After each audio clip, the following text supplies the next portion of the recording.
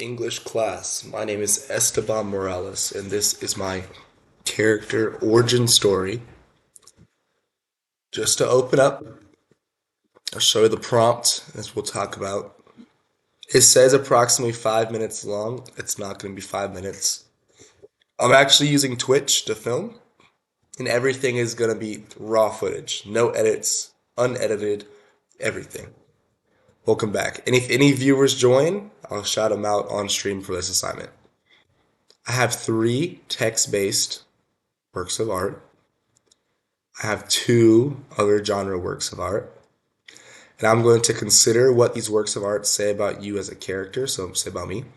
And I also have a little sound clip which ties into one of my works. And that'll be my sample clip for this presentation. First and foremost, hello. My name is Esteban Morales. I was born in 2005. I'm a plebe at the United States Military Academy. I'm from Fayetteville, North Carolina. I lived there since I was 3 years old. I did have a small stint living in Germany for about a year and a half, but I still say I just claimed Fayetteville since I was 3 years old. I love that place. I went to Jack Britt High School. Yeah, we had 2,000 kids. I did JRTC. I played football. I wrestled. I was in a couple clubs. So I was at Jack Britt pretty much my entire high school time. And I pretty much stayed in the same school district through elementary school through high school. So I knew like everyone. Okay, let's just jump straight into the work of art. Oh, shit. Shoot. Number one, Harry Potter. I like Harry Potter as my number one, first and foremost, because it was really. My dad was in the army, so he went to Afghanistan a lot and Iraq. So those times he didn't have like service, so we decided like, hey, one thing we'll do is we'll both read Harry Potter at the same time, and then we would talk about it. So over the course of like a year to almost 2 years, me and my dad read the entire Harry Potter series. And then every time he came home or came back from work, we would talk about the series and we maybe watch the movie of that book we read. And I guess that was kind of like our thing. That's still really our thing too, is Harry Potter. So every time we go to like Florida or California, we go to the Disney or Universal Studios. We always try to go to the Harry Potter world and like reminisce and drink butterbeer and swing our wands around because him and I are just like huge nerds. But I chose Harry Potter because it's a story of like an imperfect hero. Like Harry Potter is definitely not a perfect person in the movie, but he still like was kind of just placed into the world to fight evil, even though he chose not to. And that just shows how he took the responsibility to fight like Voldemort, to fight evil. And along the way, he made a lot of friends. And each one of his friends really taught him something. Hagrid, Dumbledore, even like Snape, someone he did not like at first, taught him something. And I think this is very admirable. And like this his journey of life through his 7 years at Hogwarts. And it was just a really good character and a really good story, I think. And as like a young person, trying to understand, because I was really young when this happened. I was like 8 maybe when I read these, or 10. So as a young person thinking about like the situations like conceptually and thinking about the world, is I feel like it helped me get ahead, like past my peers. I had to think hard about the book and its meaning. Speaking of book and its meaning, my second one is The Maze Runner. This is definitely a more of like teen, young adult series, but to be honest, I like the Maze Runner series more than like the Harry Potter series. Because I feel like in the Maze Runner, it's more realistic.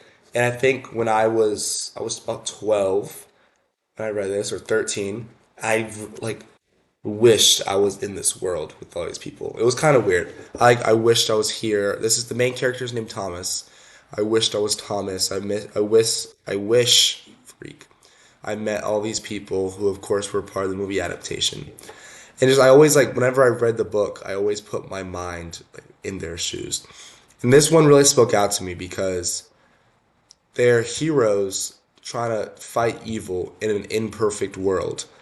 It's not like Harry Potter when he defeats the evil, the world is better. And this one, he defeats the evil and the world's just a little bit better. It's still just the same, pretty much. It's still terrible. And I like that. And I like the connections he made. Thomas, the main character, the guy like on the screen right here, the main character. I like the connections he made along his journey with the different people. My favorite Maze Runner book, because there's actually four books. My favorite is Kill Order, which is a prequel of the first three. The first three are a trilogy and they're chronological, back to back to back. I like Kill Order because I feel like it's the most realistic, and then the characters. If you read it, the characters are just so like relatable and lovable like right then. Like you start reading it and there's one character who's a ex-military and he's super high and tight, but he cares a lot about this girl who was like a young girl who was trying to escape from the evil zombies, and it's just there's the characters are so relatable just then. And this spoke to me. I think the number one thing that speaks to me about this book is this the grit. Like these people, they have grit and they are like working hard to escape. And they could have just given up and died, but they chose not to. They chose to help each other out and they chose to survive and to live. I think that's what kind of like influenced me the most. Getting away from grit and like hard, super awesome people is Romeo and Juliet, the original by Shakespeare, not all like the foo-foo adaptations. So what I like most about Romeo and Juliet is not necessarily the story itself. It's more of like the cultural influence it has. And some of my other favorite things, such as like West Side Story, I read that in high school, or the song I'm gonna play, all of them were influenced by Romeo and Juliet. And just the cultural influence of it was super. It's super important. Also, the story they were both were devotion. I think that's the number one thing you get from it is devotion and like commitment. And it's really like like Romeo had his mind like he didn't have to like Juliet, but he did, and he was true love according to the story. Even though he was like 20 and she was 14, so he like just did everything in his power to be with her, and then they ended up killing themselves first out of like confusion, but really it is like the whole moral of the story is like so they can live together in like the eternal afterlife. They kill themselves, which is kind of crazy. I don't think I would kill myself, but the story it is a beautiful story, and I feel like there's also like underappreciated people in all these stories. Even the first three stories, Harry Potter, the Maze Runner, and Romeo and Juliet, there's underappreciated characters who are probably really, really important. Not probably, they are really, really important. We can talk about that another time. Already over time. So, Romeo and Juliet, commitments. Even though people said they were in the wrong, he knew he was in the right because really this whole family fighting thing was stupid. So he knew he was in the right, even though it was against the status quo, he still like pursued what he wanted. And then the clip I'm gonna play is "Check Yes Juliet" by We the Kings. It's an early 2000s song. It's pretty popular.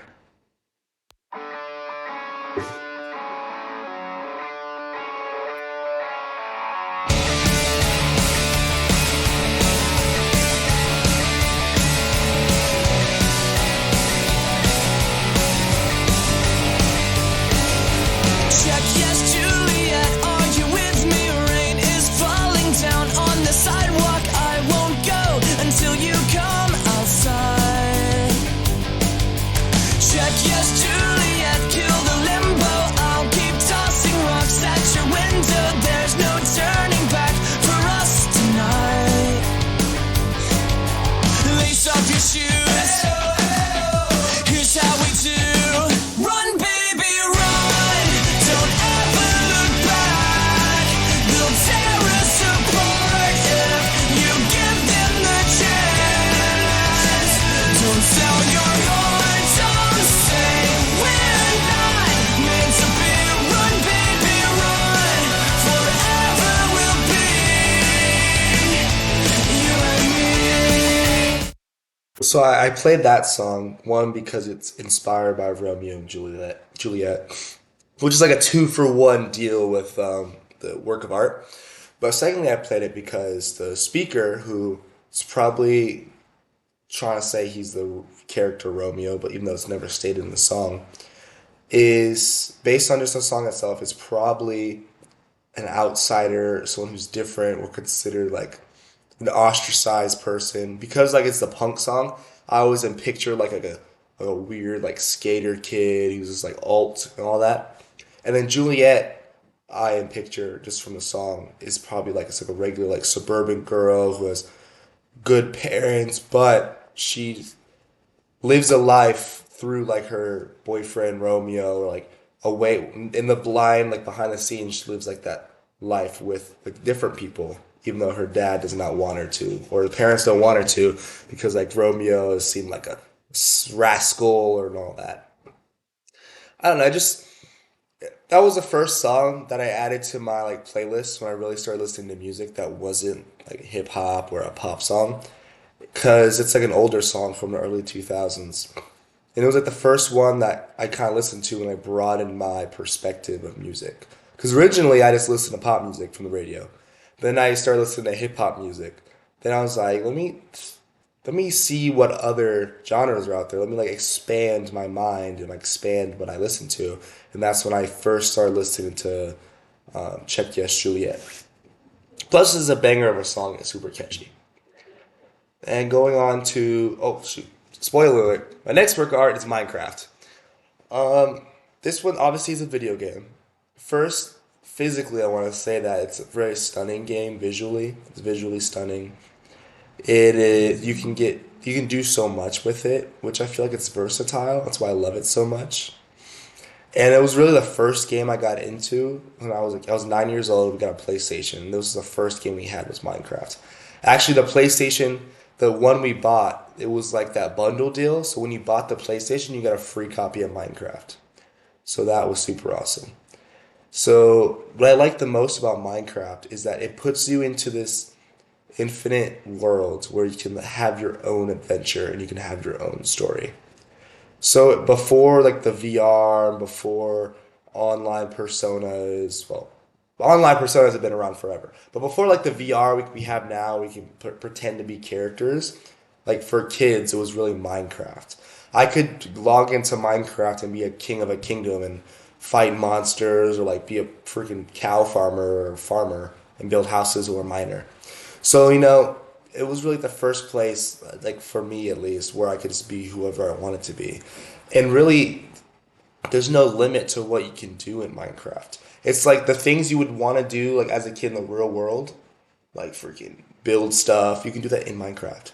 And it's super fun because of that. And character wise, I feel like it just not only does it have like imagination, all the works of art I've read so far stimulate like imagination and critical thinking, but in Minecraft you can really apply that. You can also apply problem solving and like strategic planning while in Minecraft. I don't know how many times I've like took in 30 minutes to plan how I would go on an adventure, because you have to like get the food, you have to get the resources, stuff like that. So I feel like that's a huge part of Minecraft is like planning and critical thinking and problem solving. But also it makes you think about how the world works. Like to make a farm in Minecraft, you have to have water, so you build an irrigation system. And it also teaches you that if you cool magma, it makes obsidian or it makes granite. So I think that too, like visual piece, you actually learn something from Minecraft. Of course, it's still a game that has like impossible things, but for me, it was very important to like my upbringing. Not only Minecraft the game, but also people who played Minecraft. Like one of the first like streamers I can remember is his name's Dan TDM. Shout out Dan TDM. He filmed Minecraft, and in Minecraft he had a series where he played Pokemon. So he was a Pokemon. He went on this huge adventure with his friends in this game, and you would like learn things from these streamers. Some of them were good people like Dan TDM, and other people, of course, is like funny, goofy people. But then so you would actually learn things from some of these streamers as they played Minecraft.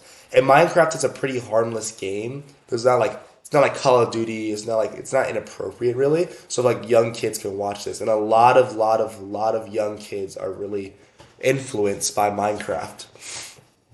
And then lastly, on my works of art, which this was a huge change from Minecraft to Saint John the Baptist by Leonardo da Vinci. And this one kind of has a story to it. So when we lived in Germany, we went to the Louvre, And we walked around the Louvre for hours. And the last place we went to in the Louvre was the art gallery. It's like a couple big hallways. It's actually like the smallest portion of the museum is the art part. So of course the first thing we all want to see, because we're all excited, is the Mona Lisa. We wait in line for like an hour to see the Mona Lisa. And literally she's like this big by this big. She's literally the size of a piece of printer paper probably. She's tiny. And I was like, wow, like, it's crazy how it was very underwhelming almost. I was almost disappointed in the Mona Lisa. I thought, wow, this was kind of a waste of time. But then what's ironic is across from the Mona Lisa, if you looking at the Mona Lisa and you hit an about face, behind you on the wall is a huge mural. It's probably 50 feet by like 20 feet. It takes up a whole section of the wall, a huge painted mural, and it was stunning. But yeah, the Mona Lisa was there. I was like, wow, this is disappointing. And everyone knows like Leonardo da Vinci because of his art, but it's not all he did. So then I was walking down the hall, a regular hallway, looking at the art. It was cool. I'm not a big artsy guy, but then like out of the left corner of my eye, I kind of walked past one. It was this one, John the Baptist. I had the double take. And I was like, wait a minute. I think I recognize that one because, of course, it's like, and I've read the placard, like, oh wow, it's another Da Vinci, like the same guy who made Mona Lisa. But it's just sitting at the wall and nobody's looking at it. And I was like, wow, like this, arguably one of the greatest people to ever paint, one of the greatest inventors of our modern time, Leonardo da Vinci. One of his artwork is just hanging here, it's willy nilly, and no one's appreciating it, even though it's such like a beautiful piece. And it's actually more beautiful in person. The pictures online don't do it justice. It's a really beautiful picture. And even the painting itself has like a story. If you look at it, like all the symbols, the cross, he points at his heart with his left hand and points to heaven in his right hand, and what he's wearing, and then you go into question like the circumstances in which it was drawn. Was Leonardo da Vinci drawing off of his imagination? Was he drawing a person? Who was this person? Like what significance did this person have? And then there's all sorts of things that as soon as I sat there and like looked at the painting, just came to my mind. And I feel like just the more what I get from this is just appreciation, because it was just hanging there on the wall. Like a lot of the other paintings by maybe artists that are not as popular, but you would think a Leonardo da Vinci painting would have more people looking at it, right? Because he made the Mona Lisa, he's famous. But no, the one it was just there in like silence, and like it felt as a person, I felt like wow, like though the painting may be underappreciated by others, the painting knows its worth. Because if you look at like John, he's smiling. So even though no one else might look at him, to John, even though he's like an inanimate character in the painting, he'll always be smiling. Because I feel like there's like a symbol here where though others might not love or appreciate him, he still knows like God, like getting biblical, God still loves John, or God still loves all of us. And I also like how too the whole background of the painting is dark. All the colors are dark except for like the face and the arm, and that highlights like his face. He's smiling. Like if you cover up the body, the face he's in his face he's smiling. And he's looking at the person looking at the painting. Then you follow the highlights from his face to his shoulder to his arm, and the highlight ends as he's pointing straight up to heaven. So it's almost like he wants you. It's almost like the character in the painting, John the Baptist. He wants you to to look up. That's what it looks like. He's pointing at himself and he's looking up like this. He like telling me like, look. Yeah, I know. This painting just spoke to me silently. Like just like I almost. I don't want to say I can relate because like John's a saint, but I kind of can relate to feeling maybe underappreciated, but then coming to realize your own self worth. I think it's kind of a weird take on the painting. Probably not what Leonardo da Vinci wanted you to think, but that's my take on it almost. So with that, this concludes my origin story. It's probably 15 minutes longer than it should be, but I feel like there's a lot of good talking points, and origin stories are like hours long. To make a proper origin story, it was hard. Like freaking Batman has a whole movie, plus like video games and comic books, like tons of comic books. a 5-minute origin story would be impossible, a true one. So that's why it's a little longer than it should be. But I won't keep you. Thanks for listening. If you have any questions, I can answer them. Bye.